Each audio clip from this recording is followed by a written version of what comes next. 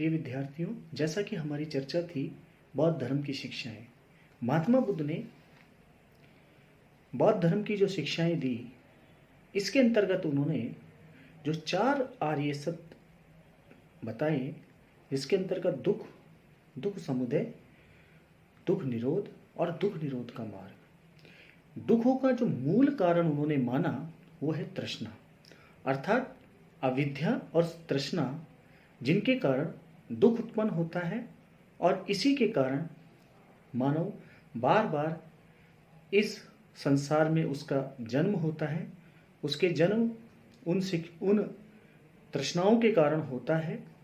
इसी तृष्णा को समाप्त करने के लिए उन्होंने जो अष्टांगिक मार्ग बताए, उन अष्टांगिक मार्ग के अंतर्गत कौन कौन सी जो 8 प्रकार की जो बातें हैं उन्होंने बताई, और इन अष्टांगिक मार्ग पर चलने से व्यक्ति इस आवागमन के चक्र से मुक्त हो सकता है। अर्थात वो, यदि हम वैदिक धर्म की तरह देखें तो मोक्ष को प्राप्त कर सकता है, उसे इस आवागमन के चक्र से मुक्ति प्राप्त हो सकती है।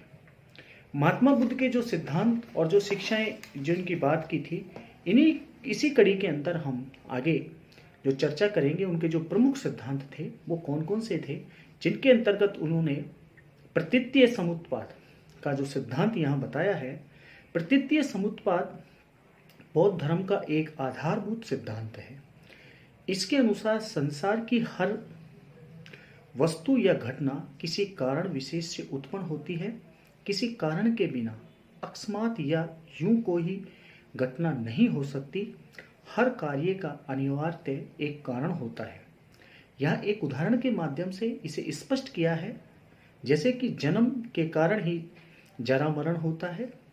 पूरा संसार कार्य कारण श्रृंखला में बंधा है और यह नियम स्वयं परिचालित होता है।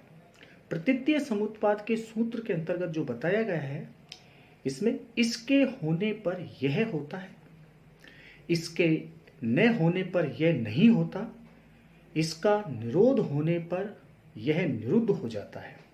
इसी नियम के माध्यम से महात्मा बुद्ध ने संसार के दुख के कारणों की व्याख्या की और इस निष्कर्ष पर पहुंचे कि दुख के मूल कारण अविद्या के नष्ट हो जाने से उत्पन्न होने वाला कार्य, अर्थात दुख नष्ट हो जाएगा। प्रतीतीय समुत्पाद का शाब्दिक अर्थ है प्रतीतीय, इसके होने से समुत्पाद यह उत्पन्न होता है। इस प्रतीतीय समुत्पाद के नियम में अविद्या से आरंभ होकर दुख तक एक वर्गीकृत कार्य कारण श्रृंखला है। इस चक्र के 12 क्रम हैं जो इस प्रकार से हैं, जो एक दूसरे को उत्पन्न करने के कारण हैं। ये हैं अविद्या, संस्कार, विज्ञान, नाम रूप, षडायतन। षडायतन के अंतर्गत इंद्रियां अर्थात 5 कर्मेंद्रियां तथा मन। स्पर्श इंद्रियों का इंद्रिय विषयों के साथ ससंग, वेदना अर्थात अनुभूति, तृष्णा, इच्छाएं, उपादान किसी विषय में राग होना, भाव, अस्तित्व में आना, जाति, जन्म ग्रहण करना, जरा मरण, दुख या संसार। इस प्रकार इस संपूर्ण दुख स्कंद का समुदय होता है। यही प्रतीतीय समुत्पाद है।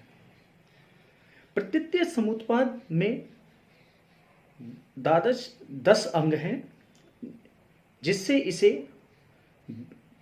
10 निदान भी कहते हैं। इसे भवचक्र भी कहा गया है। प्रतीतीय समुत्पाद के नियम अमिट और अटल है। यह अनादि है और अनंत है। बुद्ध ने स्वयं कहा था कि जो प्रतीतीय समुत्पाद को देखता है वह धर्म को देखता है, और जो धर्म को देखता है वो प्रतीतीय समुत्पाद को देखता है। तो ये प्रतीतीय जो समुत्पाद, जो कि बौद्ध धर्म का सिद्धांत है, इसकी हमने चर्चा की। अब हम उस कर्म तथा पुनर्जन्म के विषय में बौद्ध धर्म के अंदर क्या उल्लेखित है, या महात्मा बुद्ध कर्म और पुनर्जन्म के विषय में क्या कहते हैं इसकी चर्चा करेंगे। बौद्ध धर्म कर्म प्रधान धर्म है। यहाँ कर्म से अर्थ कर्मकांड से नहीं है। कर्म का बौद्ध धर्म में अर्थ मनुष्य की समस्त शारीरिक, वाचिक और मानसिक चेष्टाओं से है। यही कर्म मनुष्य के दुख सुख का दाता है। प्रतीत्य समुत्पाद या कार्य कारण श्रृंखला का नियम अटल है। अतः व्यक्ति जैसा कर्म करेगा वैसा ही उसे फल अनिवार्य स्वीकार करना होगा। कर्म ही प्राणियों को हीनता एवं उत्तमता में विभक्त करता है। बौद्ध धर्म कर्मवादी धर्म है। आस्तिक धर्मों में जो महत्व ईश्वर का है वह महत्व यहाँ कर्म के सिद्धांत का है। बौद्ध धर्म के अनुसार कर्मों के कार्य कारण श्रृंखला का पुनर्जन्म ही व्यक्ति का पुनर्जन्म है। बुद्ध आत्मा या जीवात्मा के अस्तित्व में विश्वास नहीं करते थे। अतः उनके अनुसार किसी आत्मा या जीवात्मा का पुनर्जन्म नहीं होता। पिछले जन्म के अफलित कर्म बिंदु प्रतीत्य समुत्पाद के नियम के अनुसार स्वतः ही नए जन्म में नाम रूप धारण कर लेते हैं। यही पुनर्जन्म है। पुनर्जन्म किसी व्यक्ति या कर्ता का नहीं होता। जैसा कि प्रोफेसर रीच डेविड्स ने कहा है, यह चरित्र है जिसका पुनर्जन्म होता है, किसी आत्मा का नहीं। एक व्यक्ति के मरने पर उसका चरित्र बनता है तथा अपनी शक्ति से एक अन्य व्यक्ति को उत्पन्न कर देता है। यह भिन्न आकार का होते हुए भी पूर्णतः उससे प्रभावित रहता है। यह प्रक्रिया तब तक चलती है जब तक कि व्यक्ति की भावतृष्णा पूरी तरह समाप्त नहीं हो जाती। अनित्यवादी या क्षणिकवाद का जो सिद्धांत बताया गया है, इसके अंतर्गत बुद्ध ने प्रतीत्य समुत्पाद के नियम के आधार पर संसार की सभी वस्तुओं को अनित्य और निरंतर परिवर्तनशील बताया है। जो नित्य तथा स्थायी प्रतीत होता है वह भी परिणाम धर्मी तथा विनाशशील है। संसार की कोई भी वस्तु नित्य नहीं है। जिस प्रकार नदी का जल अथवा दिए की लौ प्रति क्षण बदलते रहने पर भी वही प्रतीत होती है, वैसे ही संसार अनित्य होने पर भी प्रवाह के रूप बने रहने के कारण नित्य या स्थायी प्रतीत होता है। बाद में अनित्यता का यह सिद्धांत बौद्ध धर्म में क्षणिकवाद के नाम से जाना जाने लगा, जिसके अनुसार किसी भी वस्तु का अस्तित्व केवल एक ही क्षण के लिए रहता है, दूसरे क्षण वह बदल जाता है। संसार का प्रत्येक पदार्थ क्षणिक है, क्षण क्षण परिवर्तनशील है। ये क्षणिकवाद का सिद्धांत था। अब यह बात करते हैं हम अनात्मावाद। बौद्ध धर्म के अंदर जो अनात्मावाद का जो सिद्धांत है या महात्मा बुद्ध का के आत्मा के संबंध में जो विचार है, इसके संबंध में कहा गया कि महात्मा बुद्ध ने आत्मा के अस्तित्व को स्वीकार नहीं किया। उनके अनुसार मनुष्य नाम रूप मात्र है, यानी वह भौतिक और मानसिक। इसके अंतर्गत 4 तत्व बताए गए हैं: वेदना, संज्ञा, संस्कार और विज्ञान। तत्वों का संघात या मिश्रण मात्र है। इसके अतिरिक्त जहां आत्मा जैसी कोई सत्ता नहीं। बौद्ध धर्म के अनुसार पुनर्जन्म भी नित्य आत्मा के अस्तित्व को स्वीकार किए बिना सर्वथा संभव है। जीवन कार्य कारण श्रृंखला की वजह से एक क्रमबद्ध प्रवाह के रूप में एक में सा दिखाई देता है, अन्यथा वह हर क्षण परिवर्तनशील है। पुनर्जन्म भी इसी श्रृंखला में परिवर्तन की एक कड़ी है। आचार्य नागसेन ने इसे मिलिंदपनों में जो समझाते हुए बताया है कि जिस प्रकार जल प्रवाह में एक लहर के पश्चात दूसरी लहर आती है, वह सक्रम रहता है, उसमें कहीं व्यवधान नहीं पड़ता। उसी प्रकार एक जन्म की अंतिम चेतना के विलय होते ही दूसरे जन्म कि प्रथम चेतना का उदय होता है। यह परिवर्तन इस प्रकार का होता है कि विलय और उदय के बीच में कोई व्यवधान नहीं पड़ता। ये बात जो देखने को मिलती है वो मिलिंदपनों के अंदर मिलती है।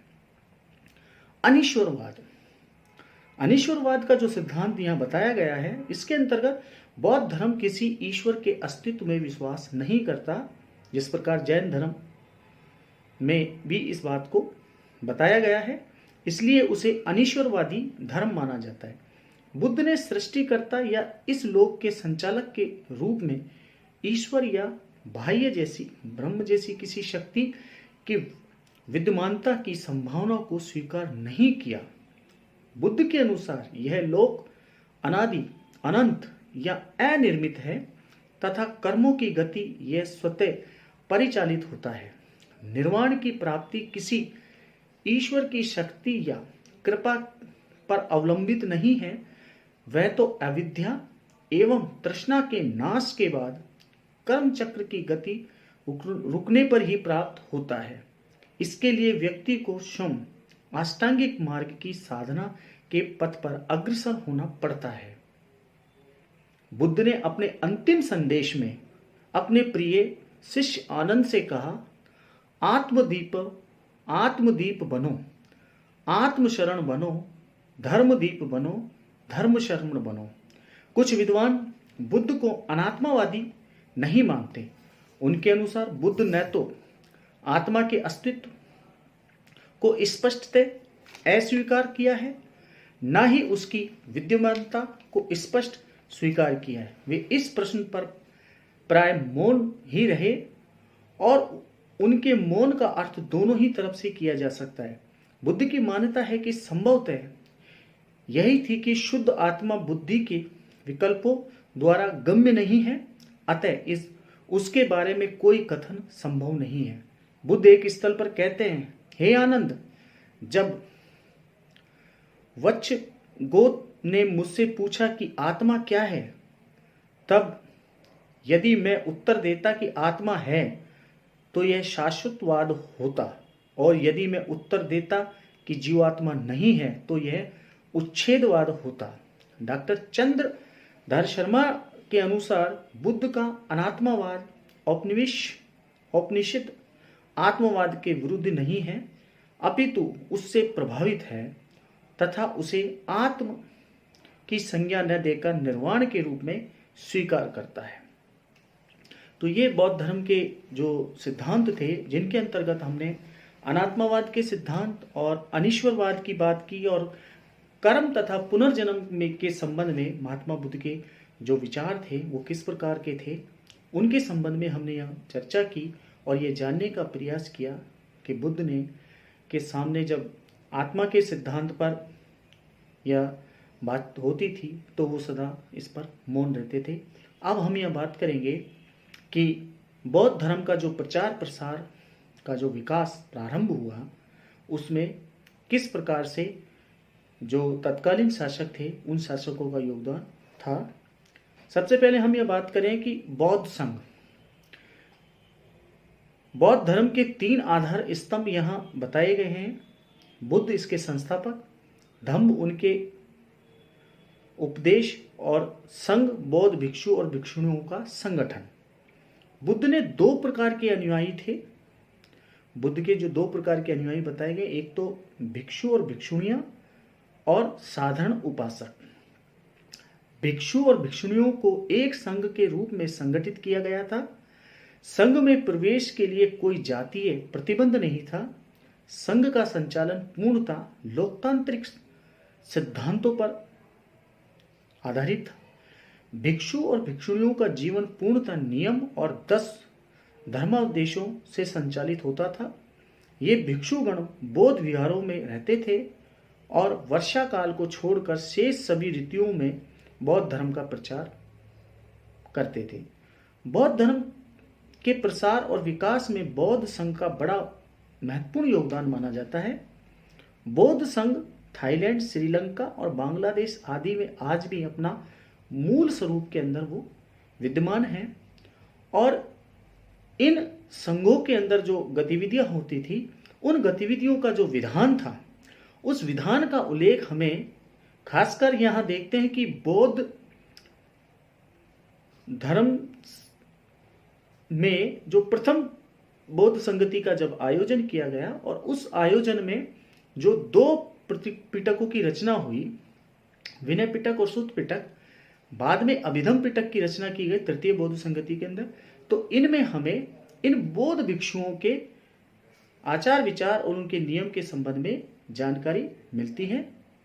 इसी के संबंध में हमारी चर्चा आगे भी जारी रहेगी। धन्यवाद।